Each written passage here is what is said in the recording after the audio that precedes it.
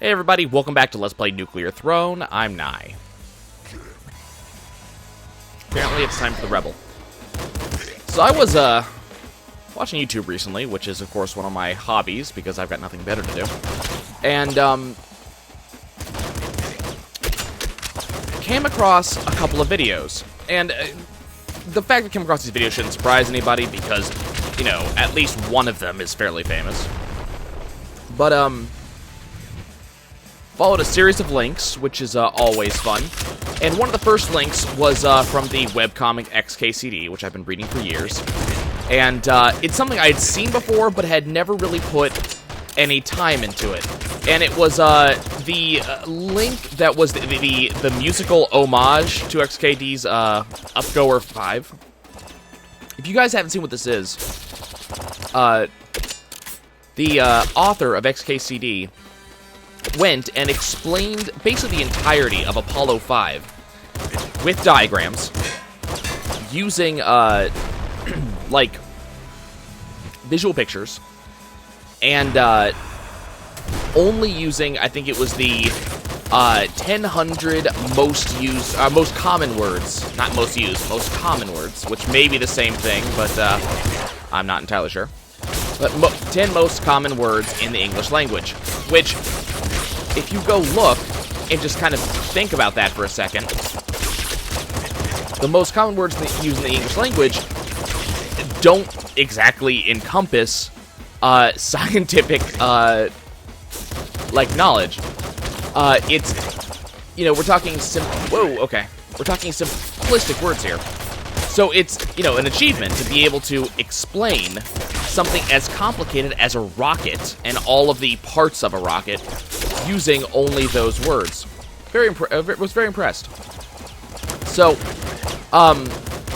you know, with that in mind, I was reading further, and this has become kind of a thing, as well it should be. People should be impressed by an achievement like this.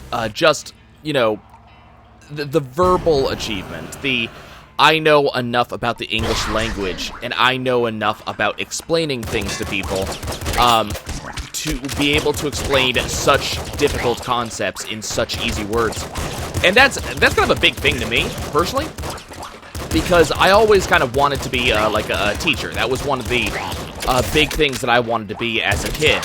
And so, the ability to explain difficult concepts easily to people is something, it's a skill that I value greatly, whether or not I'm actually able to do them, to use that skill. So, it's a skill that I really value. I think that that's an incredibly important thing, and when you consider that we're talking about the 1,000 most used words, those are, you know, obviously going to be words that people are going to understand. They're the most used ones, the ones we encounter in everyday life. So it was very interesting and important to me, and kind of inspiring to be able to read that. Which, you know, may not be to you, and fine, that's understandable. Okay, can you please? Thank you. So we had that going on. And I was, you know, I was continuing to read, and then I got further linked to a website. Beam charges up faster. Prolonged beam use heals you. Nice. So I was continuing to read, and there was a website created that asked, "Could you do this?" Now, keep in mind, I haven't used this website yet because I don't know if that would be necessarily the best idea I've ever had, to make a fool of myself trying to do something that I'm a bit too verbose to really use that type of skill. So I don't think I can do it, but I was reading through, and they had a bunch of movies that people were describing using nothing but those same 1,000 most used words. So already we're getting a little bit more interesting here. And think about how you would describe something such as, let's say, The Princess Bride, the movie, or better yet, Star Wars, using only those 1,000 most used words.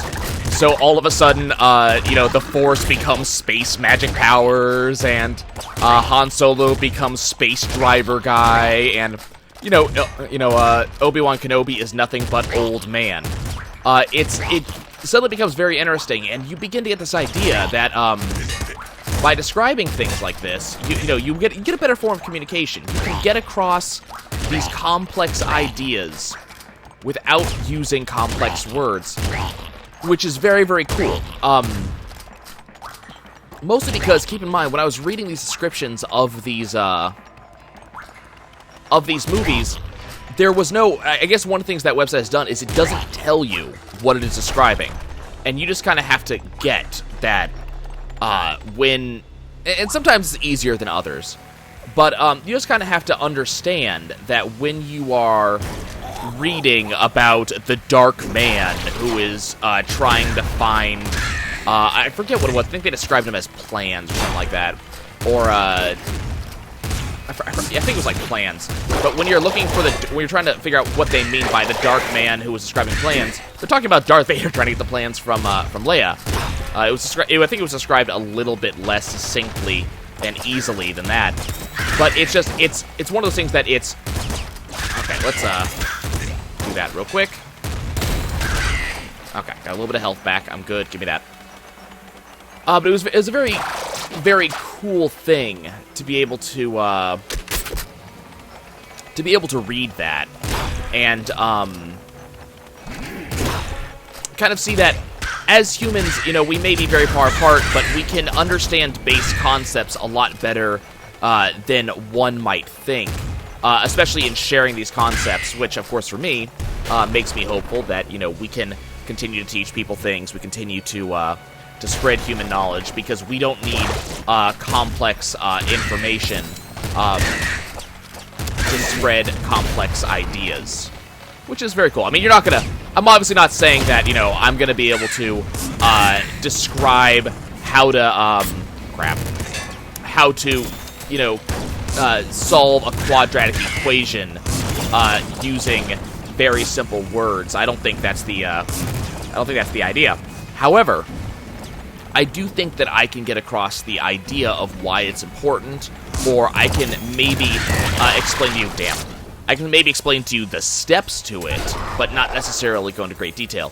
But keep in mind that in regular everyday life, I'm probably not limited to the 1,000 most common words. But also remember that, we could be, keep on, we're talking about English here, is one thing to keep in mind. But what we're also talking about here is the 10 most common, 1,000 most common words. Now think about that number for a second. 1,000 most common. What you can also read that as, these are the words that you will first teach someone who doesn't know English, right? The most common words, the ones that you're going to actually use. Now picture that this is a person who not only does not know English, but doesn't know anything. Doesn't know anything about you, doesn't know anything about how you work, doesn't know anything about your language or anything like that. So, for example, we could pull back and we could go, okay, do we have, mysterious hidden tribe from the Congo or something that doesn't know English, doesn't know anything at all about modern everyday life? Could we use these 1,000 most common words to describe to them how life works, just in modern society, compared to how they usually work? We can do that because we can kind of see this. Now, keep in mind, it's kind of a flawed hypothesis, because I'm able to understand something written in the 1,000 most common everyday words, but I also understand the concept that we're starting from. I know that that's what we're doing, and I already know what you're describing to me. I'm just validating that it actually works. So it's not exactly the same thing, but it is still kind of hopeful that we can use these words and this knowledge to be able to teach people in a very real way. So, not the point though. So I went further, and one of the links that was followed from where I was a link that was describing, or it was a YouTube video, and it was a cover of David Bowie's Space Oddity, once again using only the 1,000 most common words. which, when you think about stuff, apparently the word major, as in Major Tom, is not on that list. Well, supposedly. I'm basing this off of the words they actually used. They may have used others for cadence purposes. But, Major isn't on that list. I don't think, I'm not sure, but I don't think Earth was either. So it's very, very interesting to read that. And they were able to still take something so complicated as a song, which, is partly defined by its rhythm. And they were able to keep that rhythm and keep going, which was very, oh god. Oh god. We're in a bad way. Which is also very interesting to me. But then I kept going, because the rabbit hole never ends after the first or second link. After watching that entire thing, I noticed that, I think his name is Chris Hadfield. He's one of the kind of rock star astronauts. And I use that phrase with respect. Like, that's not me insulting this man. There was a comment on this video that said we need more people like him, and I agree. By rockstar astronaut, I mean he is an astronaut that also thinks his job is the coolest shit ever, because let's face it, it is. Thinks his job is the coolest shit ever and wants to spread that awesomeness to the rest of us. So one of the things he did is, while he was in space, on the International Space Station, went with a guitar and covered that same song, Space Oddity, which takes a song that was produced on Earth about space, puts it in space, gives us a real idea of what it's like. Very, very cool. I enjoyed watching that. And, the guy is very charismatic, did the cover with respect, but also did to show us, again, his love of his job and what he likes. And, we can take that love from him and kind of spread that to people who, may not know space so well, or may not be as interested as they once were. Or as they should be, really. And keep in mind, this is, from someone who, when I was growing up, space was also the cool thing. Not necessarily in a Star Trek or Star Wars thing, but, when I was a kid, one of the things we did is we took just basically trash, just random recyclables, and tried to design a space station out of them. We did stuff like that. Now, keep in mind, there's nothing scientific about that, but I enjoyed trying to design that. I enjoyed trying to figure out, what would fit, what would this piece do, what would that piece do, what was important. So, I always had that very big love of space, and I've always been following the various going-ons of the space community, the discoveries. I love just following it, because while I may not, have the knowledge or intelligence to understand, I can at least read and listen and, go, oh my god, that is so cool! And I love that feeling. So, this guy is kind of cool, and he's, as I said, he's kind of like that rock star. He's the one that makes you want to do this. He's the one that makes you, as the regular, everyday person, want to get involved in the space community. Because, it's really sad that we don't have as much focus on that. Now, I understand that there's some statements saying that, we should be focusing on Earth, on the oceans, and things like that, which I also most certainly agree with. But I am also the opinion that we should also be focusing, on the heavens. So, okay. So watching that was very, very cool. And then, of course, I kept going because, as I said, the rabbit hole does not end. You can't just stop reading links. You gotta keep going. There's more to discover, more to hear, more time to waste. And then I got to TED Talks. And, I know a lot of people, I guess, don't really like the TED Talks. They think that they're kind of, a waste of time. I've heard some phrases that people think they're kind of like e-penis stroking. One of the jokes was on the blog Things White People Like, which, is tongue-in-cheek anyways. But it's a really big statement that, it's a very kind of privileged thing. Because it's just, let's spread knowledge for the sake of knowledge, but it's very expensive to actually go and be at one of these talks. It's something that I will probably never get to do as much as I would love to.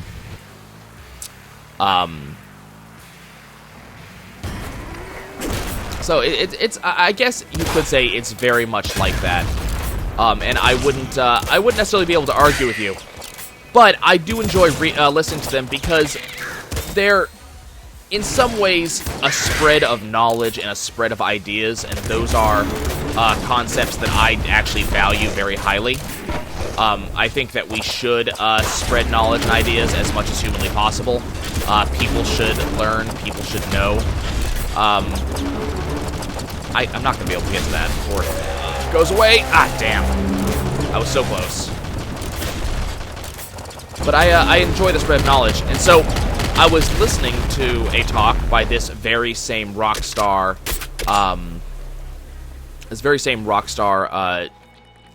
astronaut, and he was talking about fear, and he was talking about how you get over fear, what's the scariest thing you've ever done, and keep in mind, he's an astronaut, and he wanted to make it very clear that, basically, no matter what answer you had, you weren't going to impress him much. That was really bad.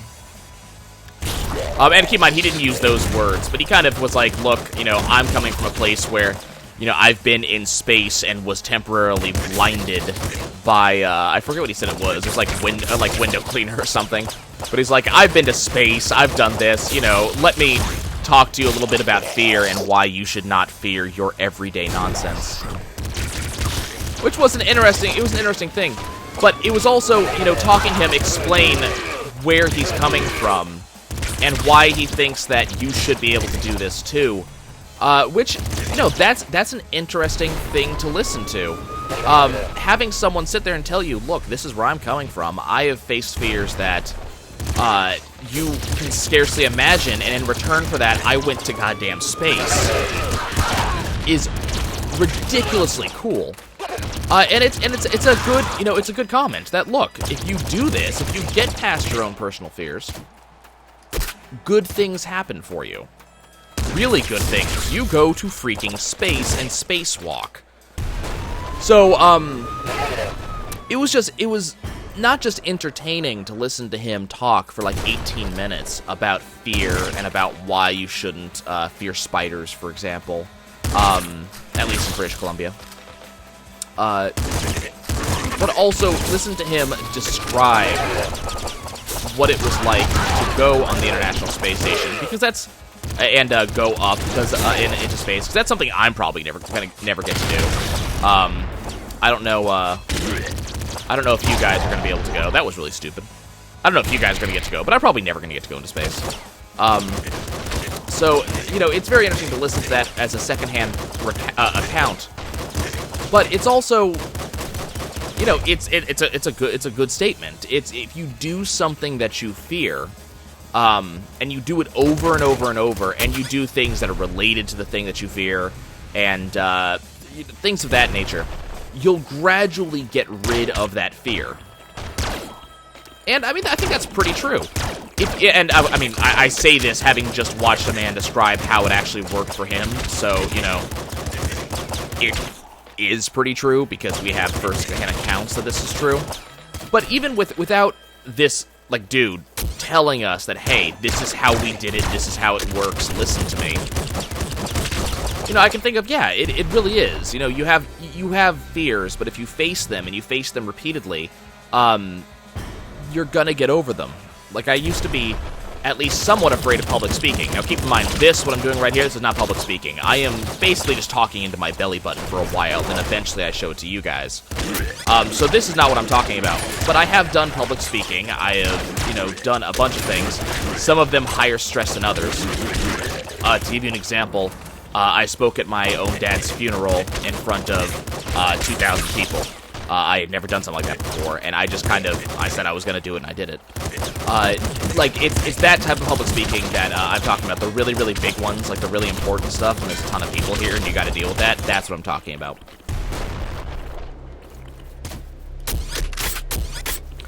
But you do that, and you face those fears, and you will eventually reach a point, where you've got it taken care of. Like, you win. You're not going to be afraid of that anymore. You still might get tingles and everything, but you're done. There is no more fear, because there's nothing left to fear. You've done it. You've been afraid. You got past that, and that's about it. I think there's always going to be that natural fight or flight response, like the very base animal part of that brain. But I think that what's also going to happen, you're a jackass. I think what's also going to happen is that, yeah, it's going to be there, but you're not going to pay as much attention to it. Can you die, please? Thank you. Ow, don't do that. Don't do that, please. Thank you. You're not going to pay as much attention to it, because it's not that you got rid of your fear, but you learned to overcome it, you know? You learned to deal with it and get away from it. You learned that, you know, that is not the most important thing in the world, and you don't have to deal with it anymore. Which, it's a weird thing to get away from. It's a strange thing to no longer be afraid of something. And there's some things that I'm definitely still afraid of. I have definitely had moments in life where I went, oh god, oh god, oh god. But it's definitely a control thing. Like, to give you an example, I live, as many of you know, because I talk about it on a fairly constant basis, I live in the greater New Orleans area, and people down here, in a very real way, have no idea how to drive. And when I say that, don't take that as me doing the standard jest of, you know, man, people these days don't know how to drive. I mean in a very real way. People down here do not know how to drive at all. People, like, if it starts raining, everybody slows down to 20 miles an hour. Now, don't get me wrong, that's generally a good thing. You want to go slow. However, when I say 20 miles an hour, I mean the road is still dry, it's merely drizzling, and we're on the interstate, which is clear. You don't need to slow down. It's fine.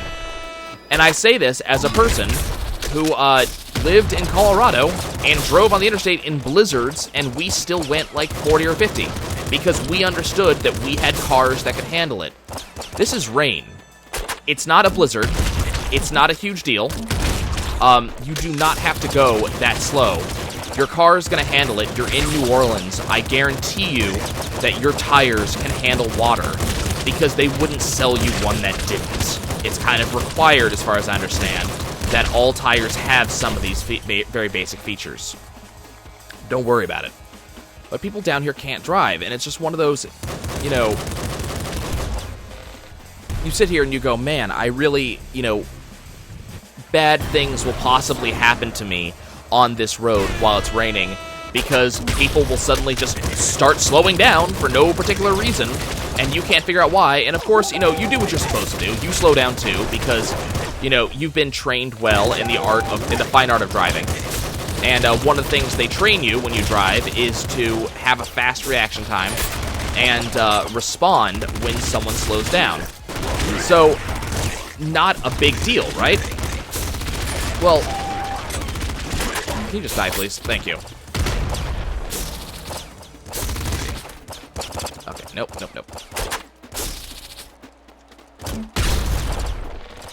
Okay, 1 second. Let me just clear the way real quick. There we go.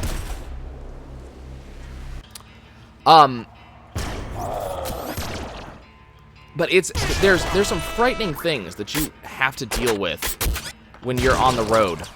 And one of the things that really gets to me is the sudden short stop, the guy who's right in front of you and just suddenly stops for no particular reason. That's something that you really should fear, because you're all of a sudden hitting the brakes and you're trying to slow your car down as fast as possible, because if you don't, you're going to smash into someone, and we all know exactly where that leads. It's not a good thing. And what I probably would fear more is not just me crashing, but also, you know, something bad happening to me or my family, my passengers, their passengers, because I'm worried about your passengers too, especially when you do a sudden stop. Mostly I'm worried about what's going to happen to them after the sudden stop. But it's one of those, like, oh dear. Okay, good, we're good. It's just one of those things. So it used to be that, you know, when I had a sudden stop, I would have a sudden, you know, I'd stop and I'd be, you know, going, ah, and I'd be, you know, like kind of, you know, hyperventilating a little bit and panicking a little bit. Ow. Jerk. You know, that's how it used to be. Now, it's happened so much that I don't have that problem much anymore. I don't really get that hyperventilating problem because, I've had that sudden stop so much. Now, keep in mind, that's not a good thing. Like, you should never become so inured to sudden stops because you have to do it a lot. That says that someone in your general vicinity is not driving well. In my case, it's half the population. But it is something I have kind of gotten used to. Well, that happened. It's something I've kind of gotten used to, and it's something that I can react better nowadays because of it. I don't want that. I can react better. I can control my car better because I'm not panicking. Okay, what do we got here? We got a laser cannon. We got a machine gun. We got a sledgehammer. I think I'm going to switch that out for a machine gun. And I like the laser cannon. Okay. There's someone else around here somewhere. That laser cannon's probably going to get me killed, by the way. I'm just going to call it now.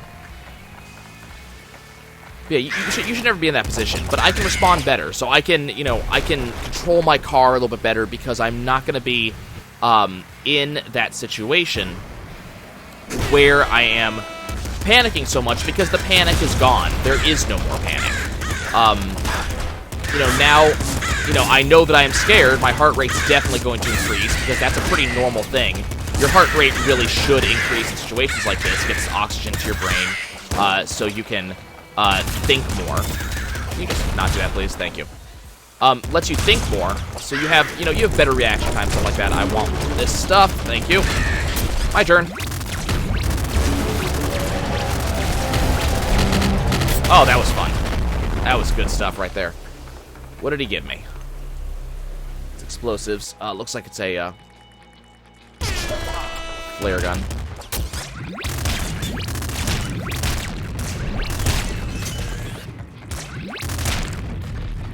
Okay, don't want to use that much because we are running out of ammo there. Okay, hold on, let me just get rid of some of this stuff. Okay, that's what I was worried about. You're not allowed to use my gun against me. Jerk. Okay, I don't really want to open those. But it's very interesting to listen to a man who's so accomplished speak on fear. And then on the flip side of that, what I also listened to, so the immediate next link was a link to David Blaine. And keep in mind, I used to be really big into magic, and I used to really love, every time on HBO when they'd show the latest magicians doing their big thing, I used to watch all the time. It's how I got big into Penn and Teller, and there was a couple guys I used to enjoy watching. And it's just, watching what they do and not knowing. And, I'm still on the fence whether knowing or not is cooler. Which is, that's always a big thing with magicians. It's, trust me, knowing is so much cooler. But, it's knowing how to do, it's not knowing there's the magic in being denied that information and the magic in figuring it out or thinking you figured it out. It's a pretty distinctly cool thing. So the next thing I watched was David Blaine. Now keep in mind, I've never been a particular fan of David Blaine. He's not the type of magician I actually like. So I wasn't amazingly interested in going in, but it wasn't talking about his magic in this TED Talk. It was talking about a world record he actually holds, that he legitimately got. And that world record is the world record for holding your breath the longest under, I think, just regular circumstances, like nothing special. Keep in mind, he did it on Oprah while in a tank of water, because I guess his producers forced him to, but, and he was talking about how he did it, and he held his breath for 17 minutes. Keep in mind, apparently, it is thought in general that if you hold your breath past 6 minutes, there's a chance of brain damage. Now keep in mind, this is also under normal circumstances. The circumstances that he set up were not entirely normal. Generally, sleeping in hypoxic tents is not a normal thing. But, he, spent months researching how to do this because he decided it was something he wanted to do. So he spent months researching this, looked up the ways that you could do this, studied free divers, and just spent a lot of time, decided this was his dream, this is what he wanted to do, and set himself out to do it, which is kind of like Chris Hadfield, because he, at the age of 9, decided, hey, I'm going to be an astronaut. It's a very similar thing. Now, keep in mind, yes, I will say that, holding your breath for 17 minutes is not quite the same feat as going to space and recording a music video while you're up there. But, it was a very interesting thing, and he was on, keep in mind, this was on TED Med, so this was meant more for the medical interest of the story than the inspirational or human interest part of the story. But, hello, big man. How's it going? Can you stop hitting me, please? So it was more for that than for the interest, which, whereas I think Chris Hadfield was for, more of the scientific interest than the medical. Take this die, please. Please? Thank you. But it was still very interesting to listen to what he went through, what he had to do to make this particular dream happen. And it's, it is, in a very real way, an inspirational thing because of what he had to do. He had to change his body, lose 50 pounds in 4 months. He had to, do research and study, and had to expand his expectations, and he failed once and had to go back and do it again. And all of this leads into a story of a man who decided that he was going to overcome what even his doctors were telling him, no, you can't do this. This is dangerous. You shouldn't even try. And he decided that, well, screw that noise. I'm going to go do it. And keep in mind, I'm not advocating ignoring your doctor's advice. That would be stupid. Don't do it. But, he decided, this is something I'm going to do. I'm going to push past what humans think we can do in the first place, which is, that is just one of those things. In a very similar way, not the exact same way, but in a similar way, he's doing what astronauts do, which is they're saying, all that humanity has known has been planet Earth and what we have around us. We're going to go push the envelope and go elsewhere. Again, it's not. I know it's not the same thing. We're talking the difference between a magician holding his breath and someone going into freaking space. But at the same time, it's a very interesting thing to listen to. I definitely recommend going to going to watch both videos. The TED Talks are always interesting to watch, and both these are fantastic. And if you really want to hear Chris Hadfield sing Space Oddity, he does it at the end of the video. I'll catch you guys next time.